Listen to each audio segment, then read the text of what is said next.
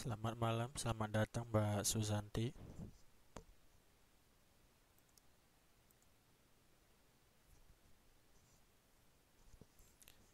Halo Mbak, bisa dengar suara saya dengan jelas?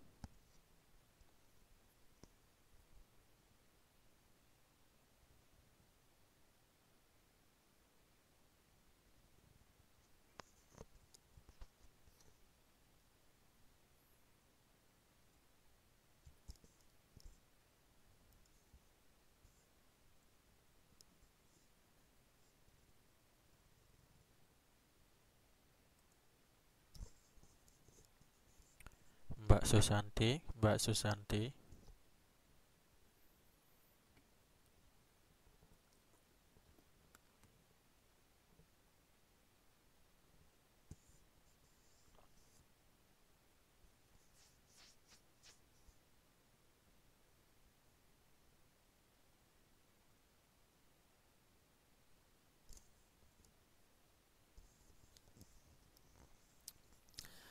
Ya, selamat datang Mbak Mogi ya. Selamat malam.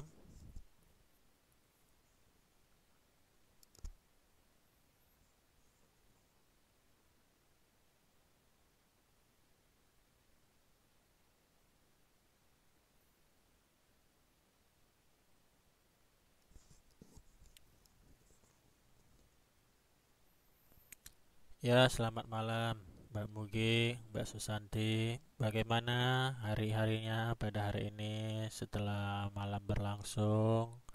Apa baik-baik semua?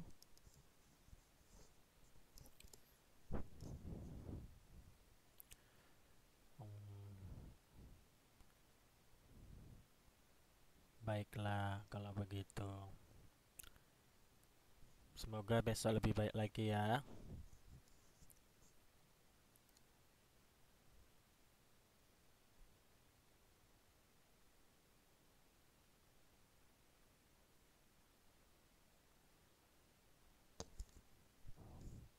Mbak-mbak sudah tahu kan kalau misalnya jadwal PPKN hari ini ya.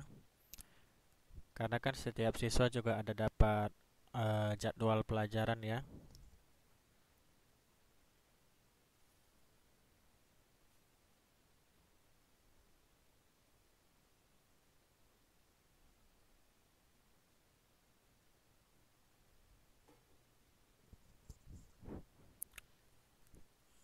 Saya pikir udah tahu ya semua ya.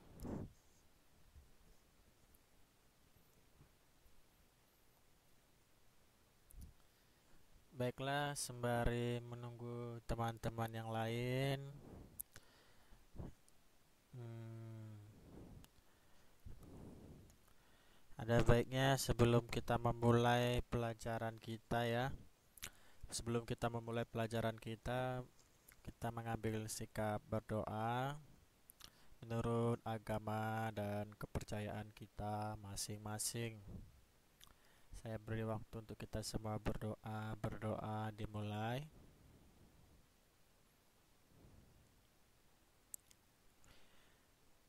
Berdoa selesai. Nah, sebelum kita memulai pelajaran, ini saya ingin bertanya satu pertanyaan penting. Mengapa kita semua memerlukan namanya pendidikan?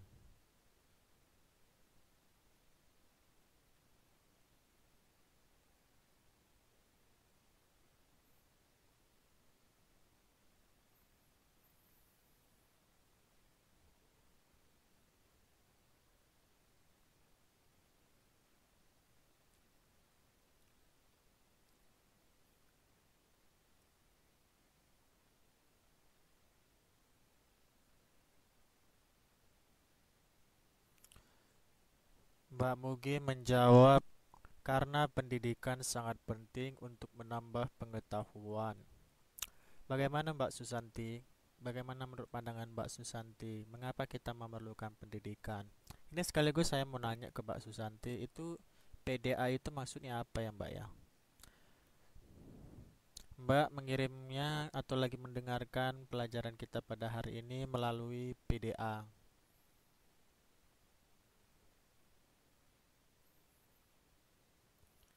Saya kembali ke Mbak Mugi ya. sembari kita menunggu jawaban dari Mbak Susanti. Karena pendidikan sangat penting untuk menambah pengetahuan. Lalu nanti pengetahuan itu gunanya untuk apa? Maksudnya apa tujuan dari menambahnya pengetahuan kepada kita?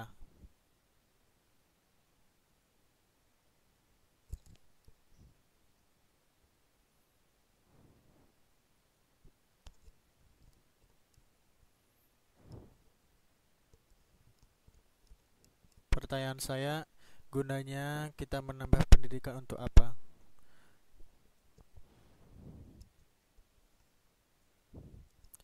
Mbak Susanti menjawab, biar pintar, Pak. Biar pintar.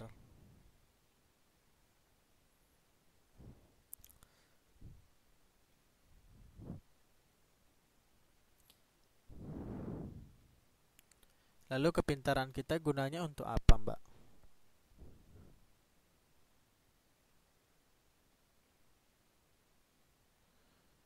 Pertanyaannya, apa itu Mbak kirimnya dari PDA? Itu PDA itu apa ya, Mbak? Mbak memakai laptop atau memakai handphone atau memakai iPhone, Apple atau bagaimana pada saat ini?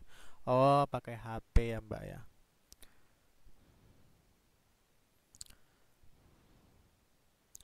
Kedengaran ya suara saya, Mbak ya, kalau dari HP ya.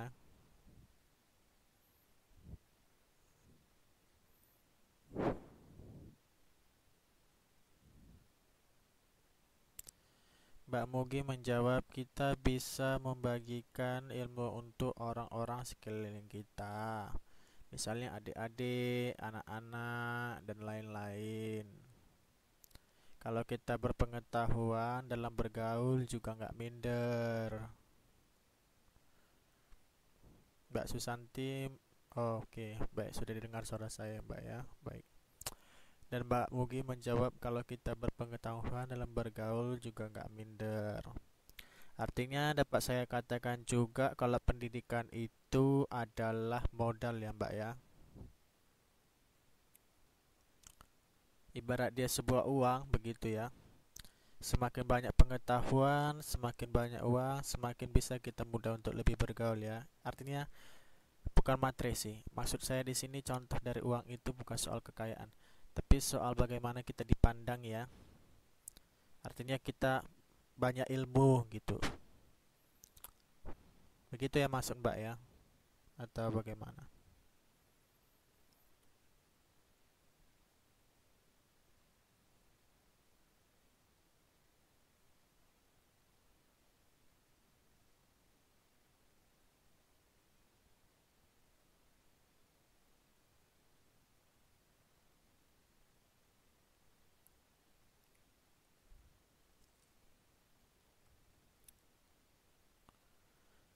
Hmm,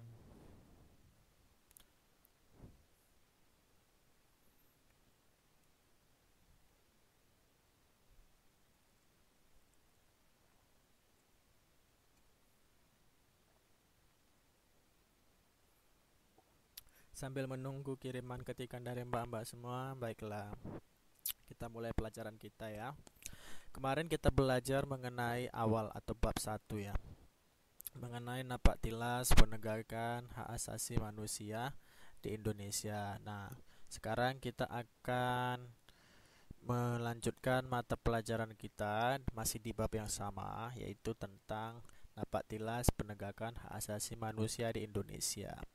Untuk mengingat kembali garis-garis besar yang telah kita pelajari itu mengenai napak tilas penegakan hak asasi manusia di Indonesia. Hak itu artinya adalah sesuatu yang pantas kita miliki dan sesuatu yang diberikan sejak kita berada di bumi atau sejak kita dilahirkan ya. Lalu asasi itu adalah dasar. Manusia itu adalah makhluk yang lebih sempurna dalam artian memiliki akal, memiliki nurani. Lalu hak asasi manusia adalah hak dasar dari manusia.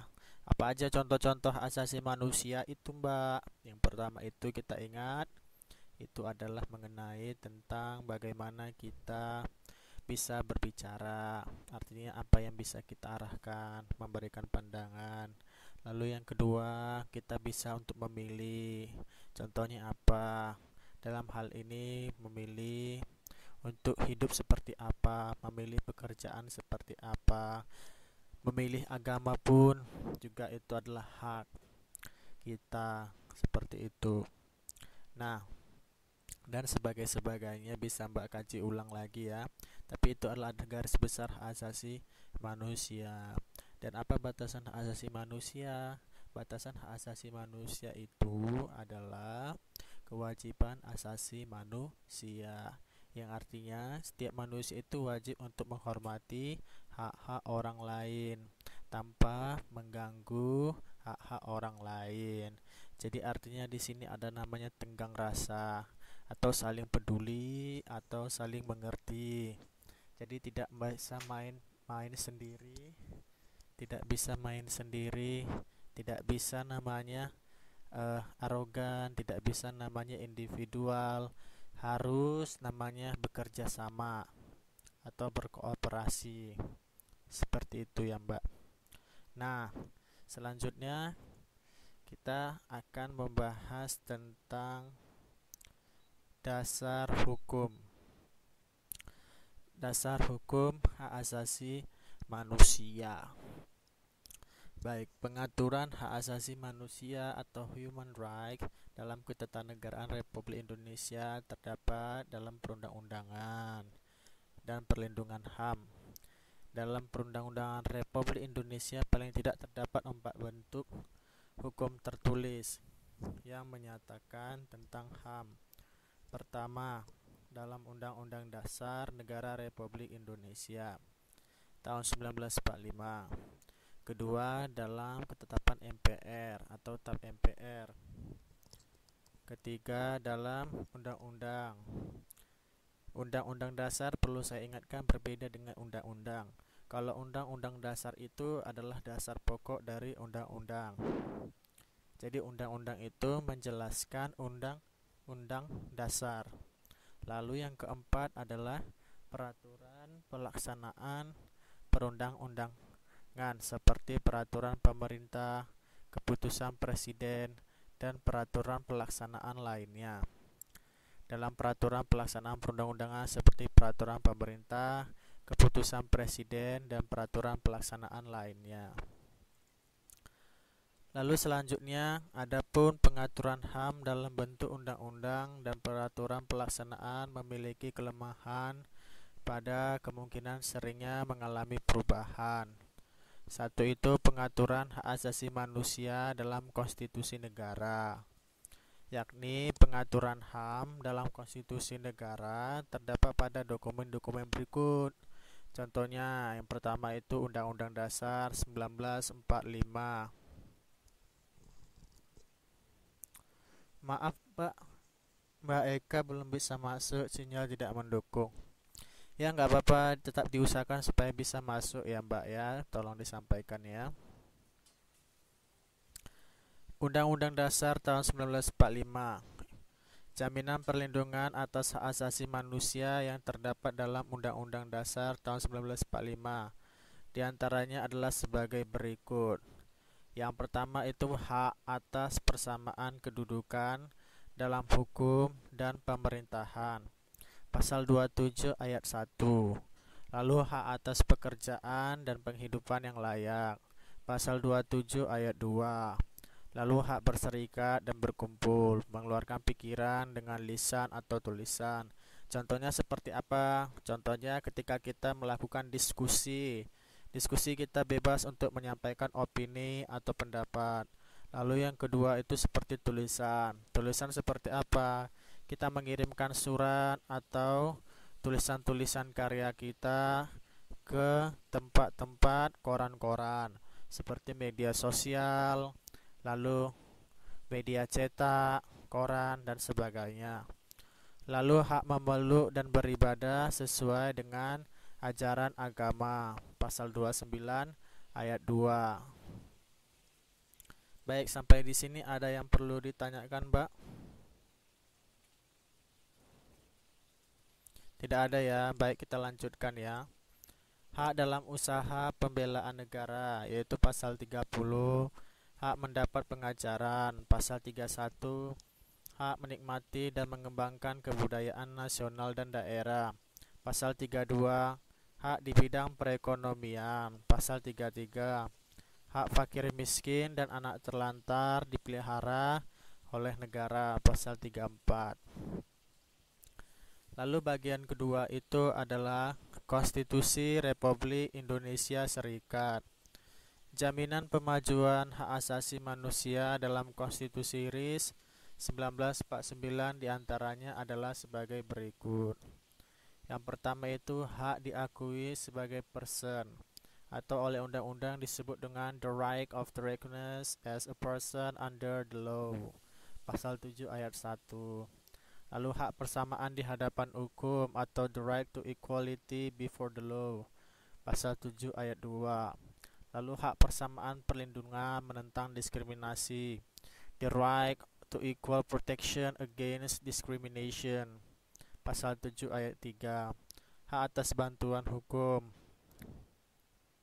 atau the right to legal assistance. Pasal 7 ayat 4. Lalu hak atas keamanan personal. The right to personal security. Pasal 8. Hak atas kebebasan bergerak. The right to freedom of recruitment and residence. Pasal 9 ayat 1. Hak untuk meninggalkan negeri atau the right to leave any country. Lalu hak untuk tidak diperbudak.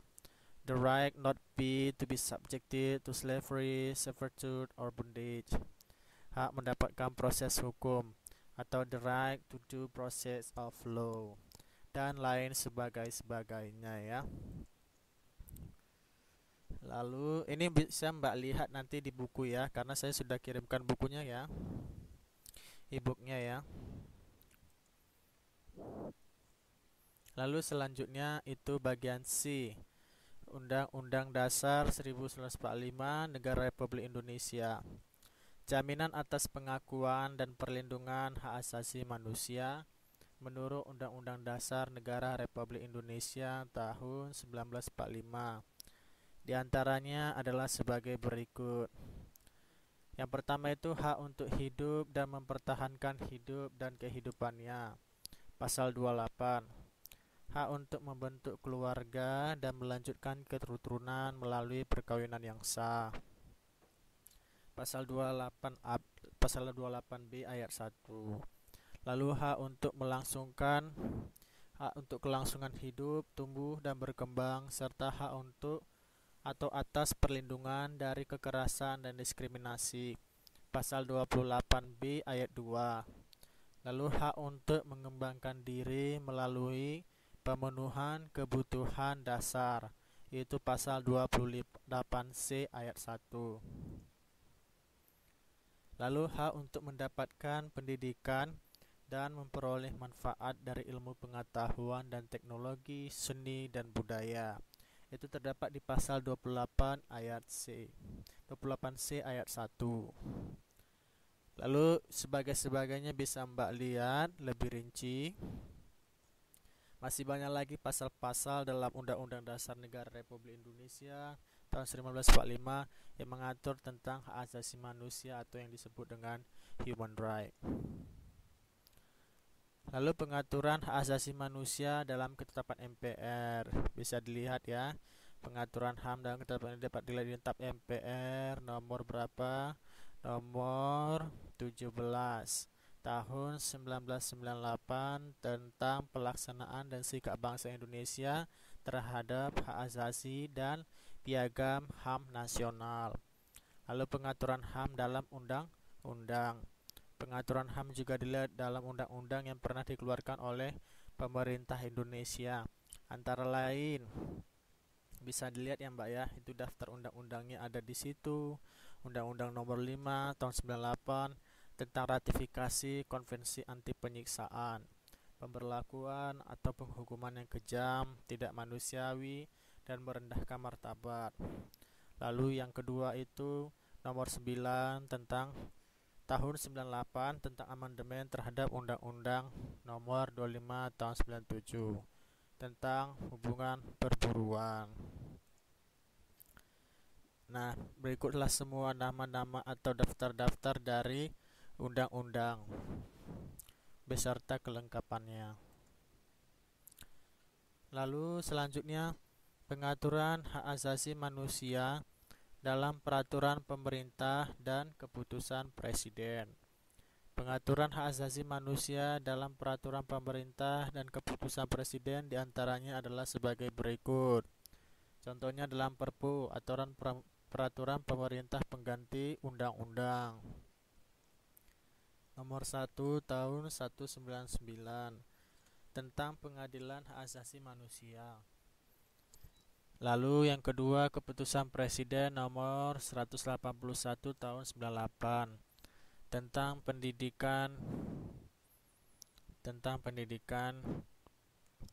pendirian Komisi Nasional Penghapusan Kekerasan terhadap Wanita. Selanjutnya, keputusan Presiden nomor 129 tahun 98 tentang Rencana Aksi Nasional Hak Asasi Manusia tahun 98 sampai 2003. Selanjutnya, keputusan Presiden nomor 31 tahun 2001 tentang pembentukan Pengadilan Hak Asasi Manusia. Lalu selanjutnya Keputusan Presiden nomor 5 tahun 2001 tentang pembentukan Pengadilan Hak Asasi Manusia.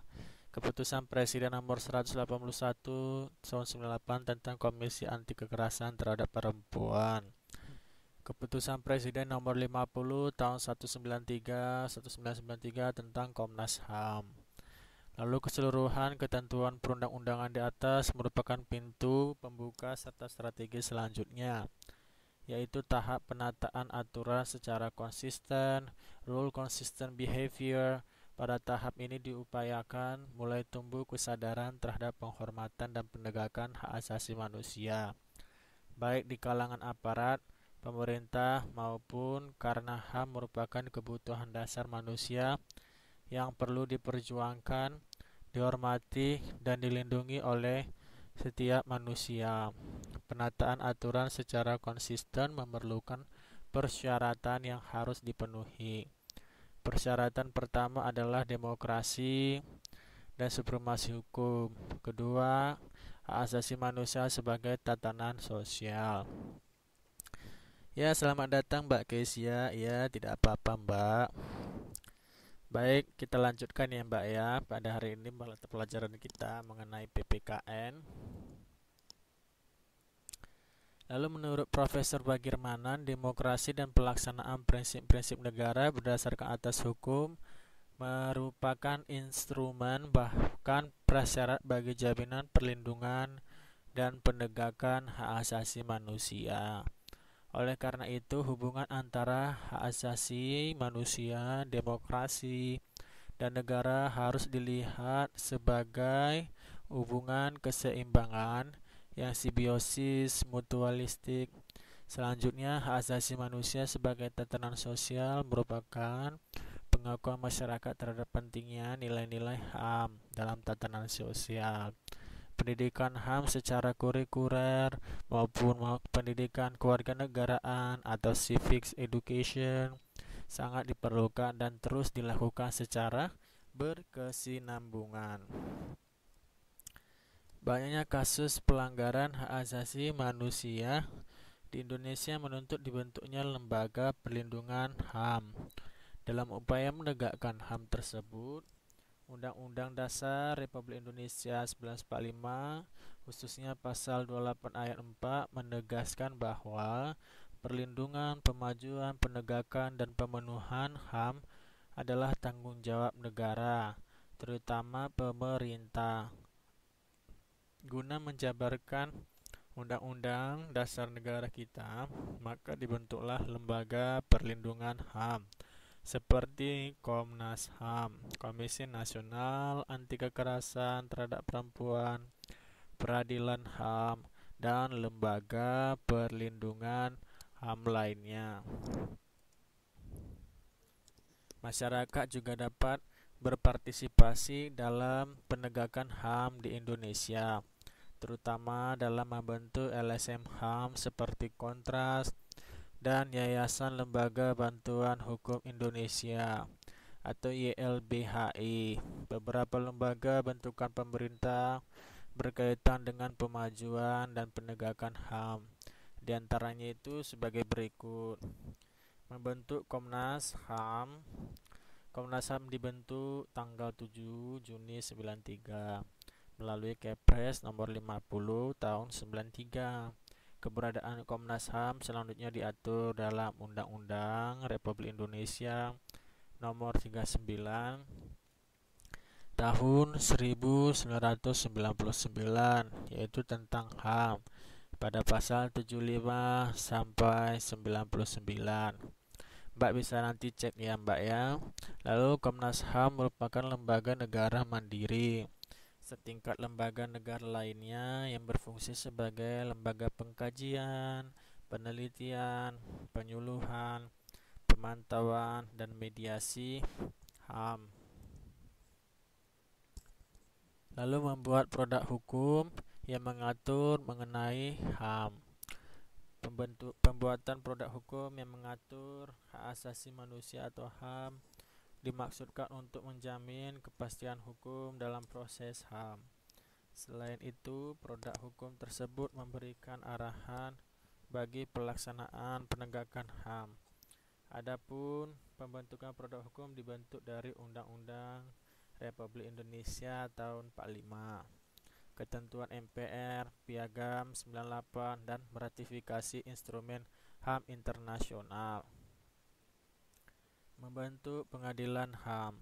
Pengadilan HAM dibentuk berdasarkan Undang-Undang Nomor 26 Tahun 2000.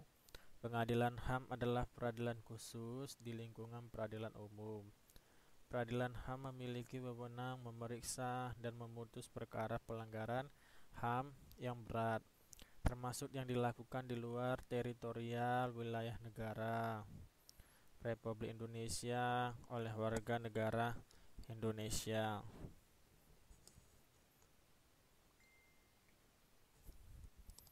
Suara saya tenggelam-tenggelam ya Mbak ya, padahal saya lagi nggak di kolam renang ini. Kawan-kawan atau mbak-mbak yang lain bagaimana? Apa bisa mendengar suara saya?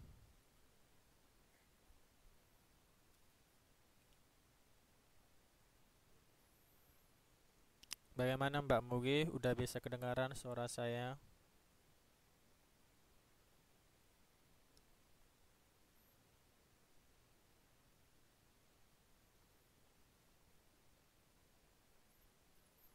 Halo Mbak Mugi, sudah bisa mendengar suara saya Mbak?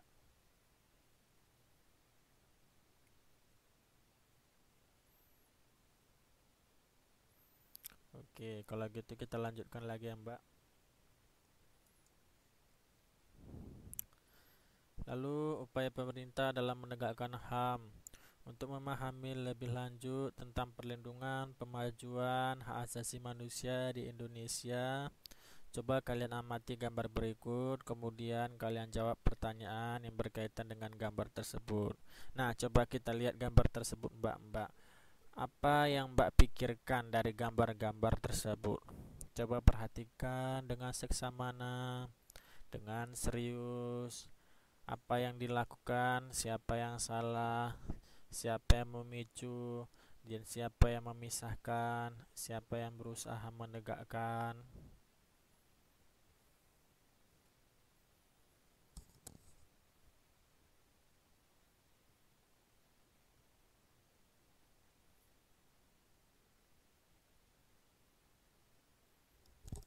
Ayo mana ini Mbak Kezia sama Mbak Susanti, Mbak Mugi, selamat datang Mbak Nesa Bae.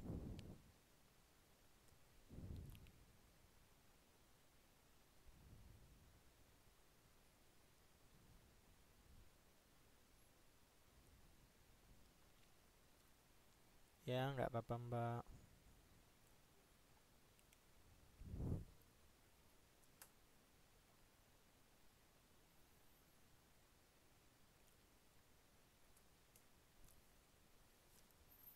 Oh, jaringannya nih OLED, iya. Karena musim dingin ini Mbak ya, angin pun sekarang kencang.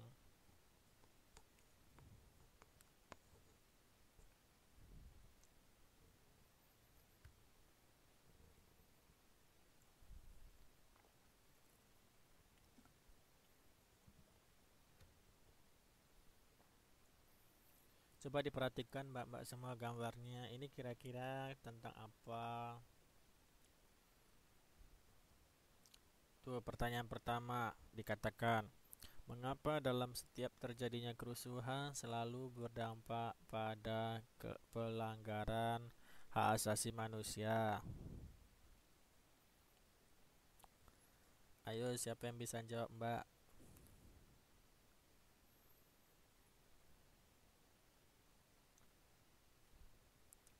Dikatakan mengapa dalam setiap terjadinya kerusuhan seperti di atas, seperti gambar di atas, seperti gambar yang telah dilampirkan, selalu berdampak pada pelanggaran hak asasi manusia.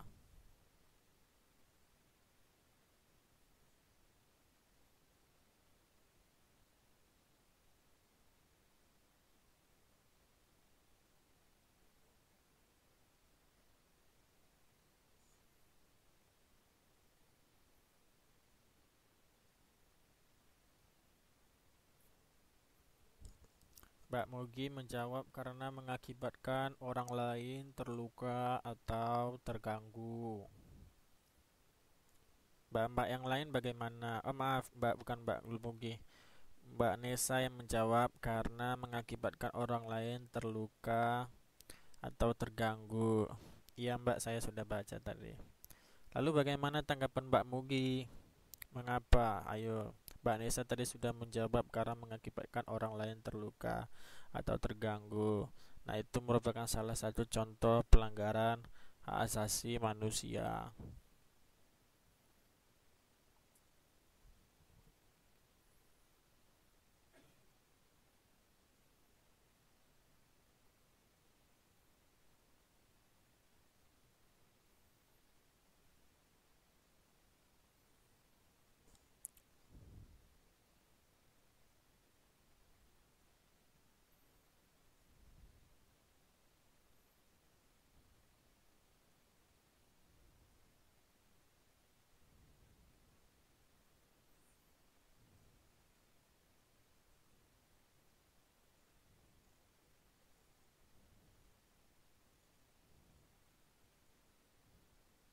Bagaimana mbak-mbak yang lainnya? Aduh, kenapa ini diskusinya nggak aktif?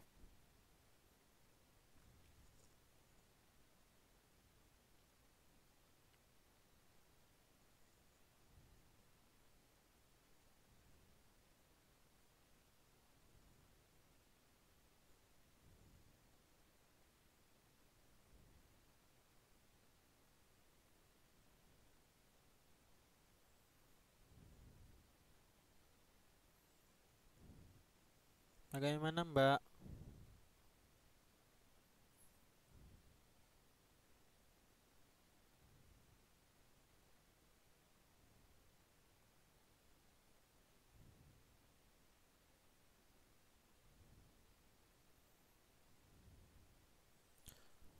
Oke, kalau gitu kalau tidak ada kita ke pertanyaan yang kedua ya mbak.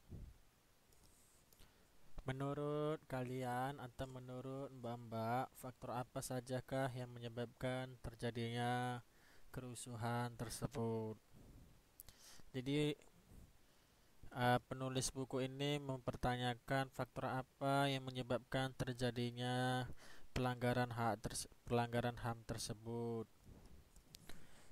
Jika dikatakan bahwa ini merupakan atau mengakibatkan orang lain terluka atau terganggu.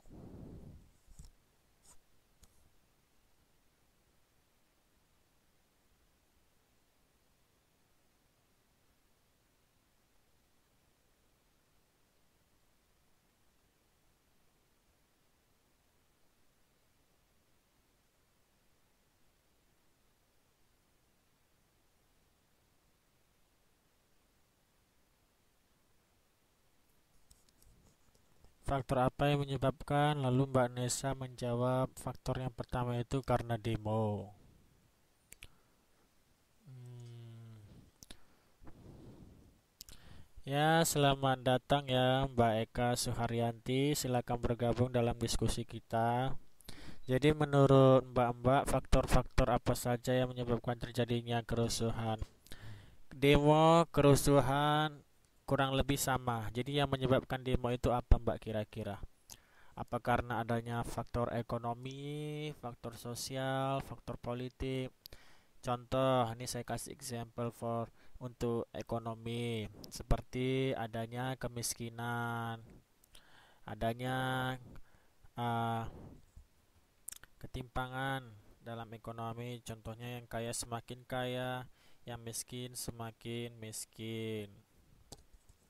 Atau contohnya dalam bidang sosial itu seperti uh, adanya peran pria lebih tinggi daripada peran wanita, sehingga tidak terjadinya kesetaraan terhadap gender. Atau mungkin itu terlalu jauh, apa yang menyebabkan demonstrasi dalam bidang sosial. Contohnya itu seperti kurangnya lapangan pekerjaan. Itu satu. Akses publik itu kurang. Jadi itu yang menyebabkan masyarakat demon. Lalu bisa juga salah satunya dari bidang politik, seperti adanya persaingan dua kubu antara pro dan opo. Eh, Pro terhadap pemerintah atau oposisi terhadap pemerintah. Itu contohnya. Lalu ya nggak apa-apa Mbak Eka, kalau lu ada yang lama itu mah sudah gangguan pihak ketiga ya. Bagaimanapun itu di luar batasan kita juga ya. Yang penting niat Mbak Eka datang kemari ingin mengentaskan ilmu pendidikan bersama-sama kita semua untuk mendapatkan pendidikan dan membagikan pendidikan kepada terutama dan khususnya bangsa kita ya. Sejujurnya saya merasa kagum meskipun baru dua kali pertemuan. Dua kali pertemuan saya ada di sini, contohnya ya Mbak ya. Saya untuk PPKN, mata pelajaran PPKN khusus hanya di angkatan 4. Namun untuk mata pelajaran sejarah saya berada di angkatan 1, angkatan 2, angkatan 3 dan angkatan 4. Dan sampai saat ini tiga angkatan sudah saya jumpai. Tinggal menunggu angkatan ketiga. Nanti akan masuk 2 Januari. Nah,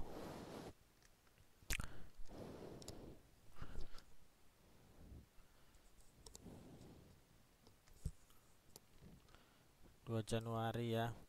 Lalu saya melihat dan merasa kagum bahwa banyak tidak sedikit ternyata dari rakyat Indonesia ingin mengenyam atau ingin mendapatkan atau ingin memperoleh pendidikan yang layak. Bahkan sampai di luar negeri juga tetap ingat Indonesia, juga tetap ingat kewajiban dan juga hak sebenarnya ya. Ini adalah hak untuk memperoleh pendidikan. Seperti program pendidikan pemerintah 12 tahun. Harusnya seperti itu. Namun kenapa yang jadi pertanyaannya, kenapa ketika banyak, kalau kita perhatikan sebelum-sebelumnya kan, coba kita perhatikan Mbak, sebelum-sebelumnya telah dijabarkan banyak peraturan dari A sampai Z, dari 1 sampai 10, sampai 100, sampai 1000, bahkan sampai miliaran ya. Ya, tidak miliaran. Maksud saya sampai banyaknya peraturan tertulis, tetapi sepertinya coba kita lihat tidak secara maksimal untuk diaplikasikan atau dilaksanakan dalam negara kita. Mengapa itu terjadi? Maksud saya begini, pertanyaan saya, mengapa mengapa hak-hak kita yang sebenarnya sudah dijabarkan oleh Undang-Undang Dasar tidak terpenuhi dalam kehidupan berbangsa dan bernegara, khususnya kehidupan di negara kita. Mengapa? Mbak mungkin menjawab hak yang tidak terpenuhi sehingga memicu terjadinya demonstrasi. Ya, pertanyaan saya selanjutnya, mengapa begitu banyaknya peraturan namun tetap saja pelaksanaan di Indonesia ya seperti kalaupun maju naiknya sedikit seperti itu. Kalau orang-orang awam biasanya mengatakan kita nggak tahu maju, kita nggak tahu mundur, jalan di tempat juga nggak tahu, kadang naik kadang turun. Nah, itulah merupakan dampak. Saya pikir ya, yang pertama itu adalah kesadaran ya. Kesadaran masyarakatnya, kesadaran masyarakat di sini bukan hanya untuk masyarakat di bawah. Masyarakat ini termasuk para elit-elit politik, elit-elit pemerintahan, elit-elit yang memiliki kekuasaan. Mereka tidak me- mengimani secara iman, artinya secara yakin bahwa mereka memiliki tanggung jawab. Saya tidak bilang semuanya buruk, namun kebanyakannya seperti itu. Ya, meskipun demikian, ada sisi baik. Tidak semua jahat itu jahat, tapi tidak semua baik itu semua baik, seperti itu. Jadi kita harus berhikmat atau bijak-bijak. Contohnya pemerintah juga, dan masih ada beberapa oknum-oknum yang berusaha berbuat baik, seperti salah satunya pemerintah masih peduli dengan program KPC. Itu salah satu bentuk kepedulian, walaupun yang diharapkan juga lebih maksimal. Nah, maka dari itu kita sebagai bagian dari rakyat Indonesia juga harus memiliki eh, apa ya? Bukan juga harus, lebih memaksimalkan kesadaran kita sebagai orang yang bernegara, berjiwa negarawan. Yang kedua itu saya pikir KKN ya, korupsi, kolusi dan nepotisme. Itu hal yang sangat fatal, itu bukan lagi kanker.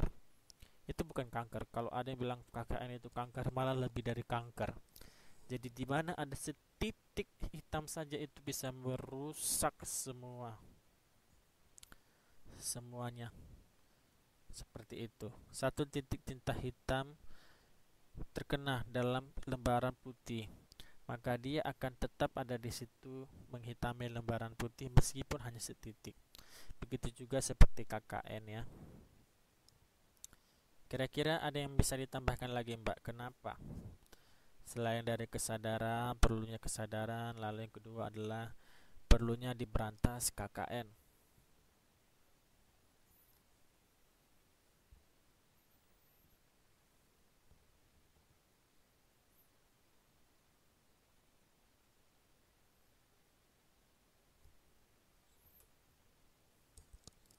Ada, Mbak, kira-kira?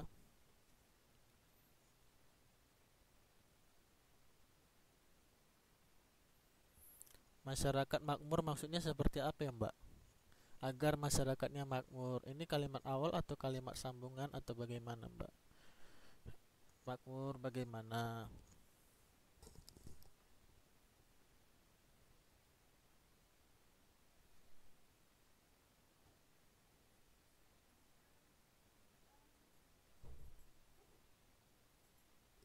Makmur seperti, oh, iya iya ya, saya paham. Lalu bagaimana cara kita untuk mewujudkannya, Mbak?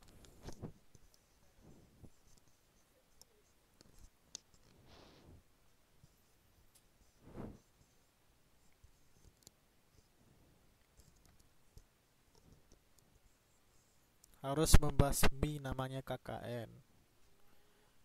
Ya, saya sepakat dalam hal ini. KKN harus diberantas.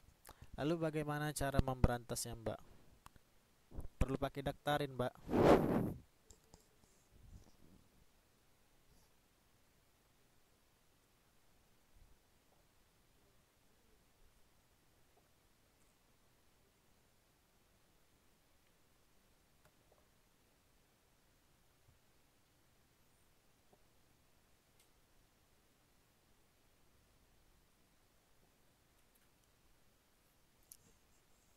Didirikannya HAM akan kesadaran pemimpin. Oh, maksud Mbak Nesa ini diperlukan sekolah hak asasi manusia untuk para pemimpin-pemimpin, begitu ya Mbak?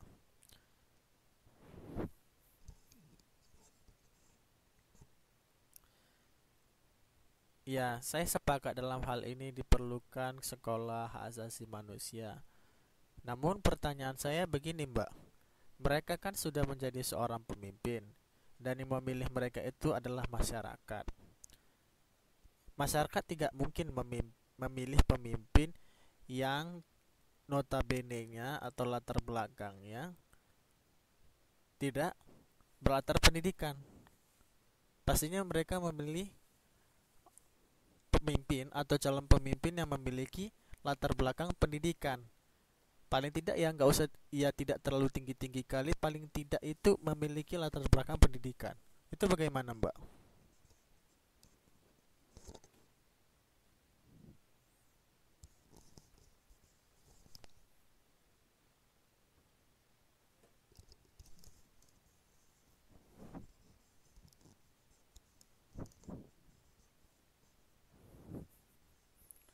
Tapi Jokowi memilih Menteri Perikanan. Oh, maksudnya Menteri Susi. Oh, iya ya, tamatan SMP. Lalu bisa dilanjutkan, Mbak? Lalu dia tamatan SMP lalu apa?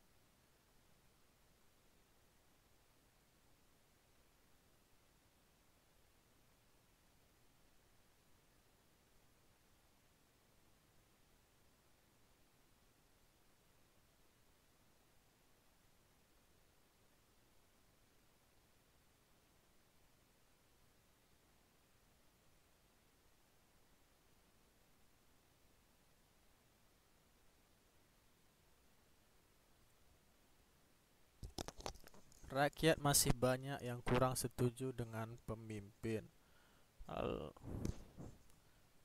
Lalu kalau rakyat, maksud saya begini, tanpa ada kompromi dengan rakyat. Rakyat masih banyak yang kurang setuju dengan pemimpin tanpa ada kompromi dengan rakyat. Lalu yang pada masa pemilihan seperti DPR, pemilihan legislatif, pemilihan eksekutif, itu bagaimana Mbak? Maksud saya contoh dari legislatif seperti MPR, DPR, DPRD, lalu pemilihan eksekutif seperti pemilihan presiden, itu bukan suatu kompromi dengan rakyat? Bukankah itu suatu pemilihan umum dan yang memilih itu adalah masyarakatnya juga?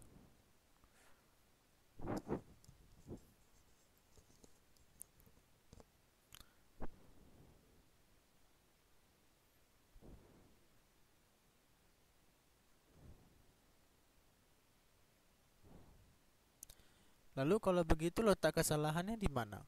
Di pemimpinnya atau di rakyatnya?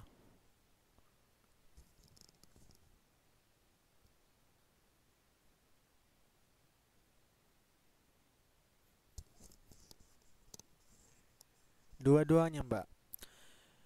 Ini jawaban yang sangat menarik karena saya cuma hanya mengajukan dua opsi, tapi dua-duanya Mbak pilih. Yang pertama itu pemimpinnya yang salah, lalu rakyatnya juga salah. Mengapa? Maksud saya, mengapa Mbak mengatakan dua-duanya itu salah gitu? Apa yang melatar belakangi Mbak mengatakan atau menjawab dua-duanya adalah salah?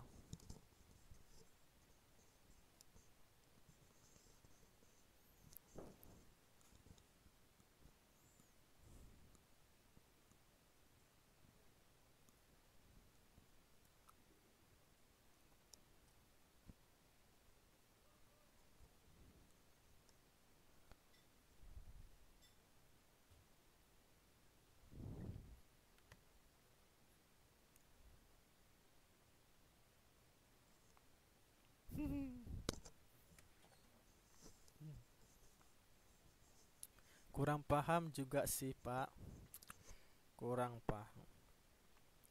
Sebenarnya Mbak tapi banyaknya sosmed. Nah, lalu sosmed ini bagaimana? Maksudnya sosial media. Maksudnya seperti apa Mbak? Tidak apa-apa Mbak, karena waktu kita ini berdiskusi. Seperti saya katakan di pertemuan awal, saya mengutamakan juga untuk berdiskusi. Berdiskusi.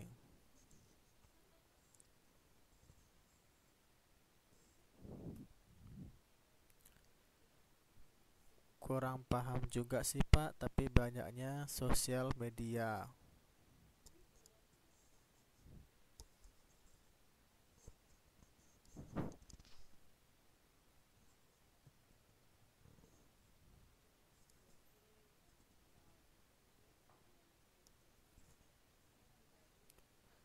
Oh, memaki sang pemimpin itu merupakan salah satu contoh. Makanya melatar belakangi Mbak untuk menjawab bahwa itu merupakan salah satu kesalahan dari masyarakat. Memaki atau lebih tepatnya itu menjelek-jelekkan pemimpin ya Mbak ya. Menjelek-jelekkan pemimpin lalu menyesal seperti itu ya.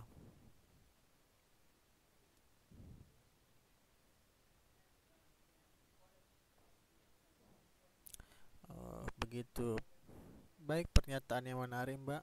Ayo mana nih mbak-mbak yang lainnya nih, ayo lebih aktif lagi dalam berdiskusi. Tadi pertanyaannya apa Pak? Pertanyaan yang mana Mbak ya? Karena tadi sudah Mbak Nesa jawab semua.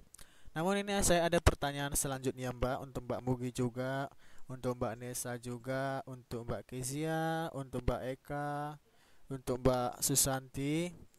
Eh, Pertanyaan ketiga itu mengenai dampak negatif apakah yang ditimbulkan dari terjadinya peristiwa kerusuhan. Coba Mbak perhatikan gambar ini, lalu kita hubungkan dengan pertanyaan ketiga. Dampak negatif apakah yang ditimbulkan dari terjadinya peristiwa kerusuhan?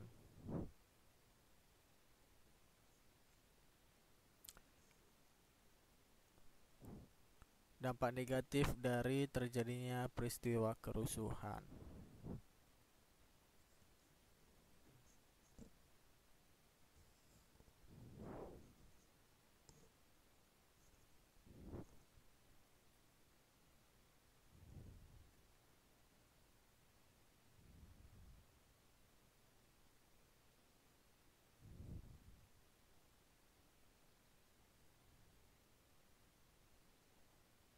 Ketidaknyamanan masyarakat sekitar. Timbulnya perang antara masyarakat dan pemimpin. Hmm, Jawaban-jawaban yang menarik ya Mbak. Yang pertama dari Mbak Susanti, ketidaknyamanan masyarakat sekitar itu merupakan salah satu contoh dampak negatif akibat yang ditimbulkan peristiwa kerusuhan. Lalu dari Mbak Nesa, timbulnya perang antara masyarakat dan pemimpin. Itu merupakan dampak dari peristiwa kerusuhan. Itu bisa jadi, atau saya bisa lebih tepatnya itu merupakan suatu peristiwa kerusuhan itu sendiri gitu. Yang Mbak sebutkan barusan mengenai timbulnya perang antara masyarakat dan pemimpin.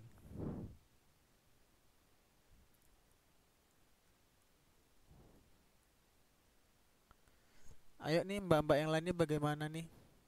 Mbak Mugi mana jawabannya Mbak? Rusaknya fasilitas umum, kenyamanan terganggu. Ya, lagi-lagi bicara tentang fasilitas. Kalau sudah terjadi demo, demo itu bisa-bisa saja, boleh-boleh saja asalkan sesuai dengan peraturan, dan itu sudah ada di peraturan hukum Indonesia mengenai prosedur untuk pelaksanaan demo. Namun ketika demo itu sudah tidak terkendali atau lost control, itu yang mengakibatkan keresahan dari masyarakat.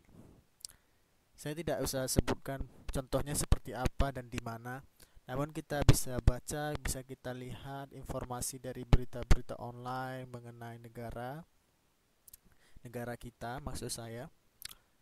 Ketika terjadinya demo secara tidak terkendali, hal yang paling menyebabkan atau dampak negatif dari kerusuhan demonstrasi itu adalah rasa tidak aman,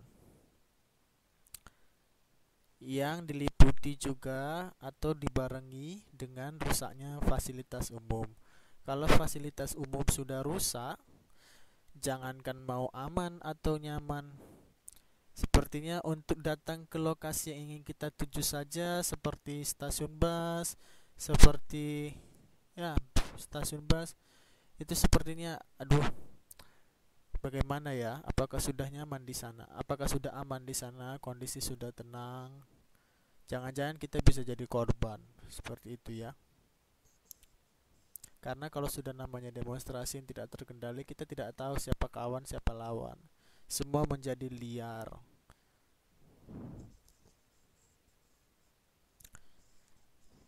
Namun pertanyaan saya, karena saya mengingat ada kata demo, apakah demo itu termasuk demo yang saya maksudkan tadi seperti merusak fasilitas negara, itu merupakan tidak ada keuntungan, tidak ada dampak positif dari hal tersebut jika fasilitas umum dirusakkan? Pasti ada sebab mengapa fasilitas umum dirusakkan atau dibuat rusak. Kira-kira apa keuntungannya bagi pendemon? Bagaimana mbak-mbak sekalian?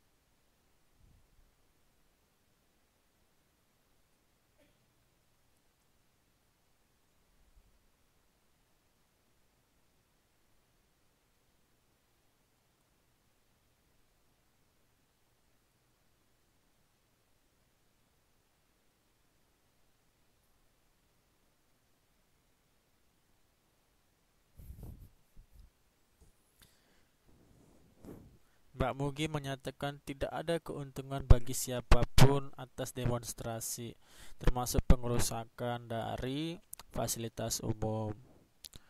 Mbak Nisa mengatakan demo sesuai dengan prosedur bisa membuat pemerintah mempertimbangkan keputusannya untuk kebaikan masyarakat. Saya coba kita flashback, melihat lagi sejarah pada masa transisi dari Orde Baru ke era reformasi. Pada saat itu banyak dari elemen masyarakat, organisasi kemahasiswaan, organisasi kemasyarakatan melakukan demonstrasi besar-besaran, tidak terkendali, merusak fasilitas. Bukan hanya si pendemo, namun juga si penegak hukum itu sendiri, saling tumpas menumpas. Itu dilakukan terutama dari segi pandang di pendemo itu karena ketidaksetujuan atau ketidakinginan para pendemo atau masyarakat atas kepemimpinan Orde Baru. Itu bukan suatu keuntungan, Pak. Jika tidak dibuat demikian, jika istilahnya dalam tanda kutip, jika kita tidak menjadi gila, kita nggak didengar.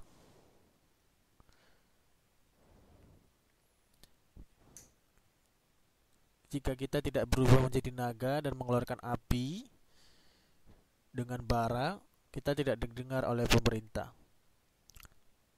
Dan dampak positifnya itu kita bisa didengar, namun kita jadi gila atau dalam hal ini kata yang lebih tepat itu penuh dengan amarah. Kira-kira itu dampak positif atau bukan ya Mbak?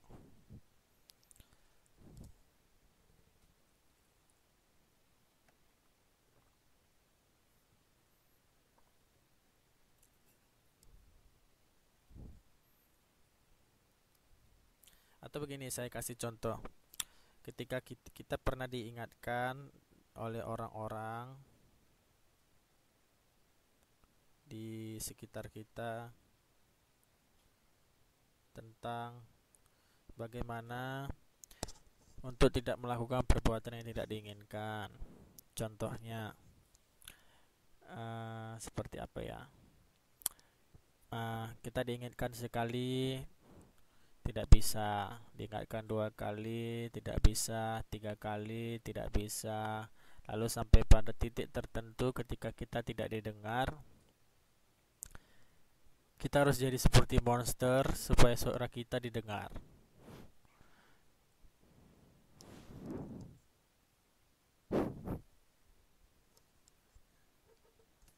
Dalam hal ini berarti Mbak Nesa setuju kalau demo seperti merusak fasilitas umum, seperti merusak kenyamanan, keamanan masyarakat atas dasar ketidakpuasan terhadap pemimpin.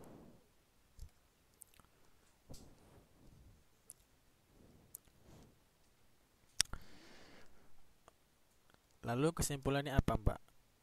Di satu sisi Mbak mengatakan kalau misalnya pemimpin itu tidak mau dengar, ya rakyat terpaksa demo seperti itu. Tapi di satu sisi juga Mbak mengatakan Mbak tidak setuju.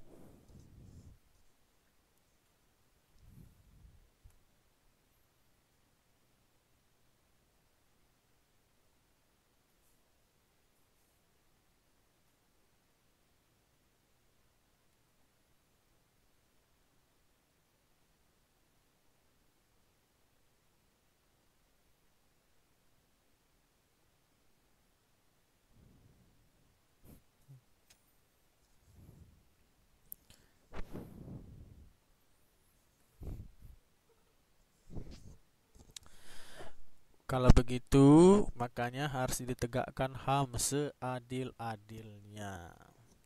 Lalu ujung-ujungnya kembali lagi bagaimana menegakkan hak asasi manusia. Ya, jawabannya menarik. Ya, dalam hal ini saya juga setuju bahwa demonstrasi dengan cara ugal-ugalan tanda kutip merusak fasilitas umum juga menampilkan bagaimana sebenarnya kualitas dari masyarakat itu sendiri. Jadi kita itu cerminan, untuk melihat cerminan suatu negara itu dilihat dari masyarakatnya juga gitu. Negara itu dapat dikatakan sebagai negara yang bagus kalau masyarakatnya mencerminkan perilaku-perilaku yang bagus. Jadi kita tidak akan bisa menjadi negara yang disegani jika kita tidak menunjukkan rasa bagaimana kita pantas untuk disegani. Paling tidak kita ramah, sopan.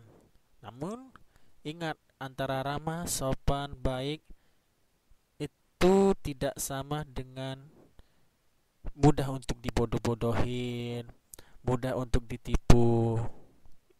Itu akan terlihat seperti sama, namun ternyata berbeda.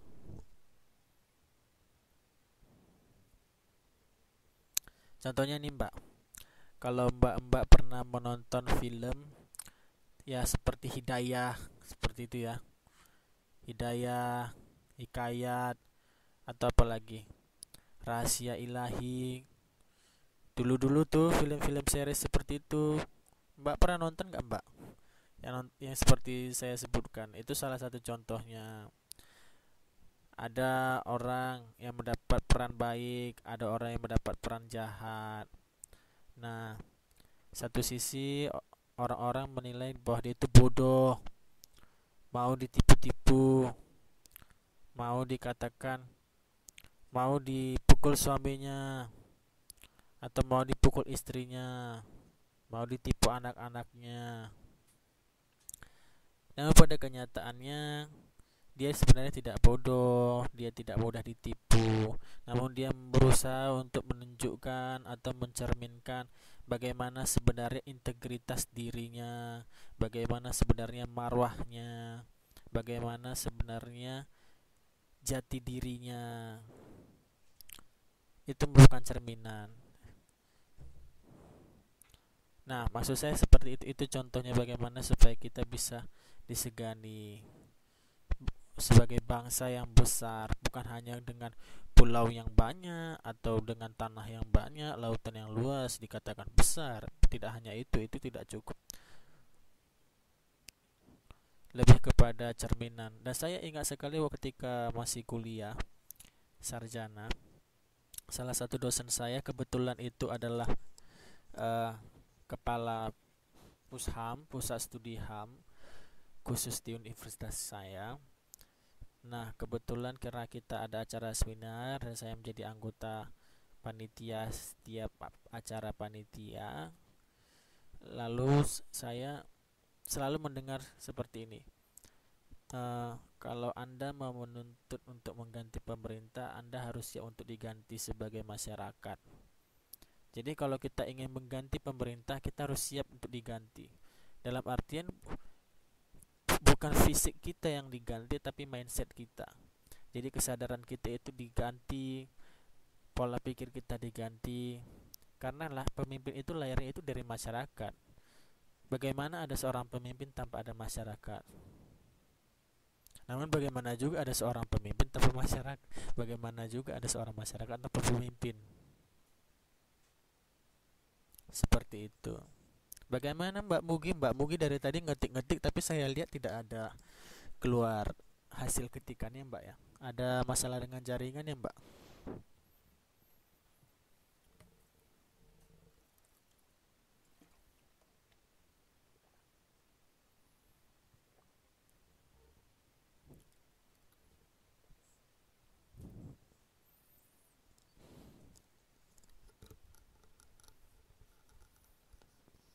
Bagaimana Mbak Mugi?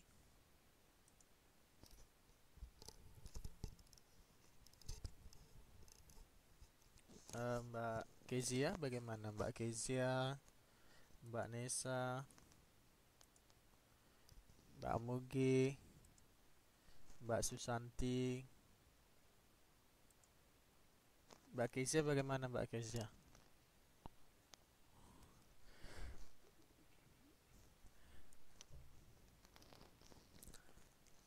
Mbak Kezia ini sedang apa ya Mbak? Sepertinya sedang jalan-jalan atau bagaimana nih? Saya mendengarkan ya. Aduh Mbak Kezia senyum-senyum atau bagaimana saya nggak tahu. Mbak Nisa ini, Mbak Kezia ini bagaimana saya ucapkan?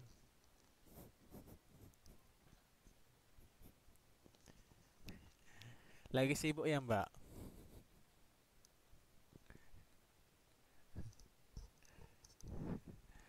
Oh iya.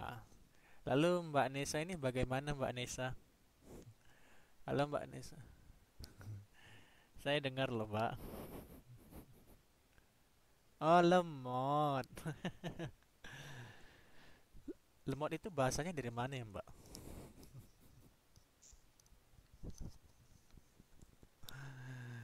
Lemot tapi Mbak bisa dengar juga ya. Oh dikit-dikit ya Mbak ya. Oh pertanyaannya saya lupa jadinya.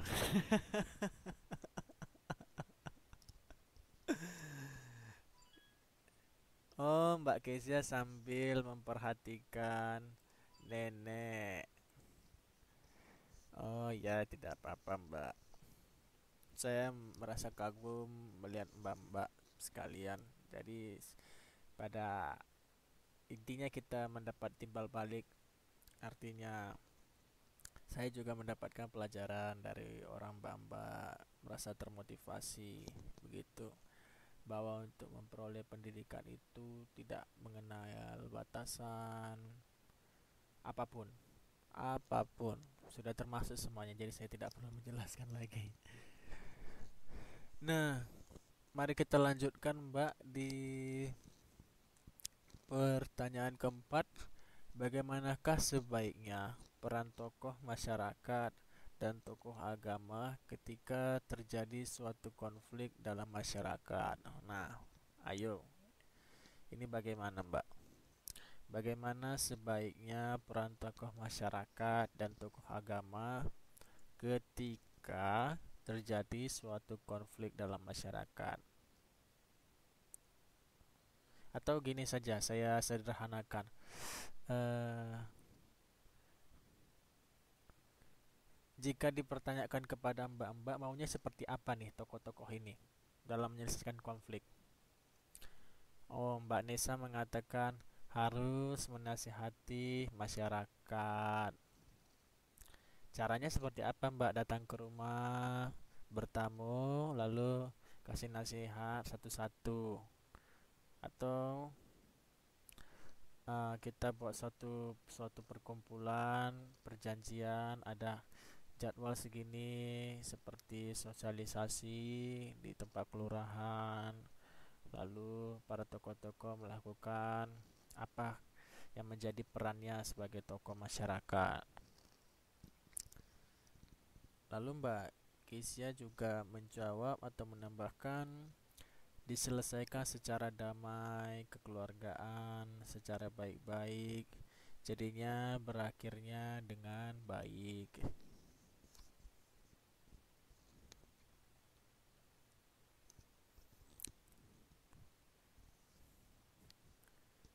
Ayo Mbak Mugi, saya menunggu jawaban dari Mbak Mugi nih.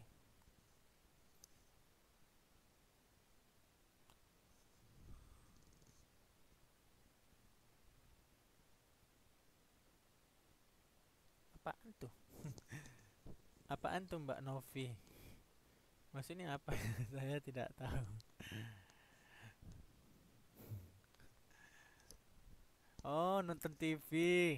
Aduh Mbak, umur saya sudah berapa ya Mbak? Saya tidak sadar kalau itu singkatan.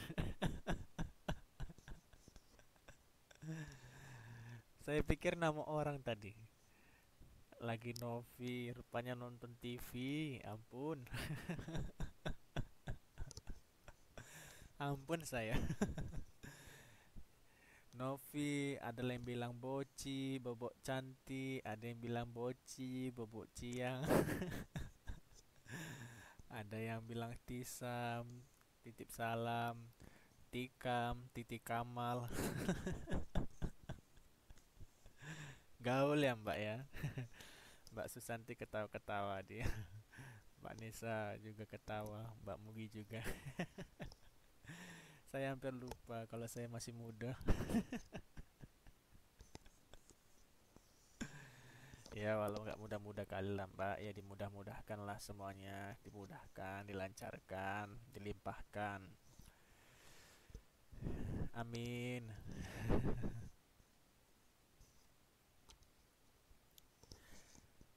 Baik, lalu pertanyaan selanjutnya. Setelah kalian atau dalam hal ini kita berdiskusi dengan teman-teman, maksudnya dengan kita semua, bagaimana analisis dari gambar di atas? Jadi kesimpulan dari gambar di atas itu bagaimana, Mbak-mbak? Kesimpulan dari gambar ini bagaimana? Intinya itu apa? Coba saya inginkan satu-satu menjawab keinginan dari Mbak Susanti. Hasil analisis Mbak Susanti dari gambar ini apa? Intinya itu demo. Saya juga tahu, Mbak, kalau itu demo, Mbak. Ayo lebih spesifik lagi, Mbak. Maksudnya entah sepatah dua kata, janganlah satu kalimat. Tak elok rasanya.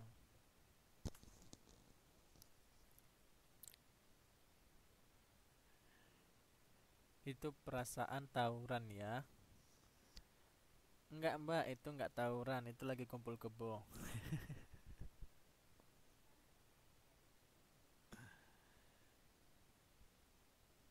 Oh, itu gambarnya kata Mbak Nesa dipukul polisi. Iya, benar, Mbak, itu dipukul polisi.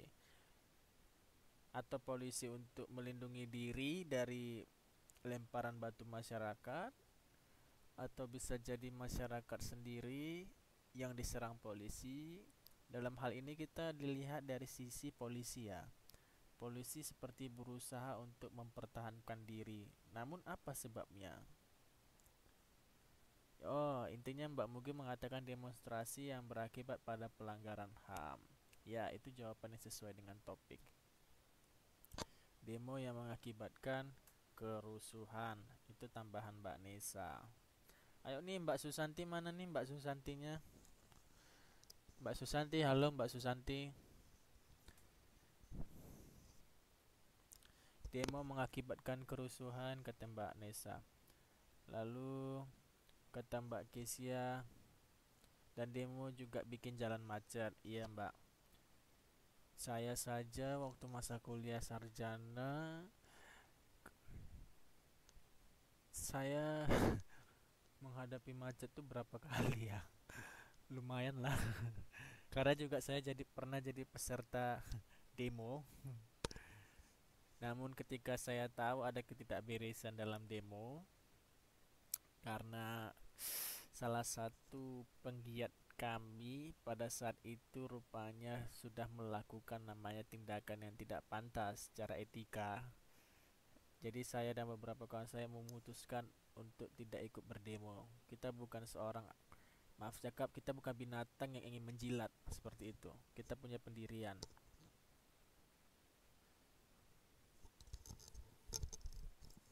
Jadi saya pernah ikut demo, namun saya sudah memutuskan untuk berhenti. Pada saat jadi pendemo, saya tidak memikirkan orang lain pada saat itu. Itu salah satunya. Demo bikin jalan macet. Betul. Jadi saya teringat akan hal itu. Namun yang menyebabkan saya keluar, yang pertama sekali alasan saya keluar dan kawan-kawan, beberapa kawan yang keluar karena tidak sepaham dengan senior kita. Sebenarnya senior kita, namun ternyata dia mendapat seperti, bisa kita bilang seperti pelicin lah, untuk menggerakkan massa yang awalnya kita tidak tahu. Dan ketika kita sudah mengetahui hanya demi si biru, artinya kita ini seperti murahan gitu, kita ini bisa dibeli gitu. Jadi sebenarnya yang kita lakukan ini bukan ke atas tindakan orang lain, tapi atas kehendak kita. Kalau memang pada kenyataannya secara nyata itu tidak benar, dan itu yang harus dilakukan.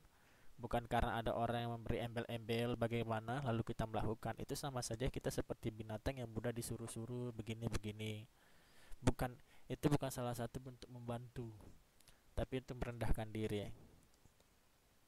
Jadi kita memutuskan untuk berhenti, dan saya secara pribadi waktu itu memutuskan untuk tidak ikut demo lagi, karena selain itu merusak kemacetan, karena susah dan sulit sekali untuk membangun demonstrasi yang sesuai dengan prosedur hukum. Saya pikir kalau pada dasarnya kita mengikuti demo sesuai prosedur hukum, jangan-jangan pemerintah tidak mendengarkan kita. Tapi itu masih argumentasi saya, jangan-jangan, karena itu masih prasangka saya. Nah, saya pikir untuk pelajaran sejarah kita sudah selesai ya Mbak ya. Maaf, pelajaran PPKN kita sudah selesai. Dan jika ada pertanyaan mengenai selanjutnya berhubungan PPKN, silakan ditanya saya melalui Facebook. Lalu jangan lupa saya ingatkan kembali kepada seluruhnya, dan Mbak tolong diingatkan kawan-kawan yang lain untuk diminta mengumpulkan latihan 1 PPKN yang telah saya jelaskan di pertemuan pertama. Baik Mbak, jika tidak ada pertanyaan, saya persilakan untuk kita semua untuk baik, jangan mengambil sikap berdoa karena kita akan melanjutkan dalam pelajaran sejarah. Jadi kelas untuk PPKN saya akhiri, dan berjumpa dalam waktu 1 menit ke depan dengan saya lagi pada mata pelajaran sejarah. Baik,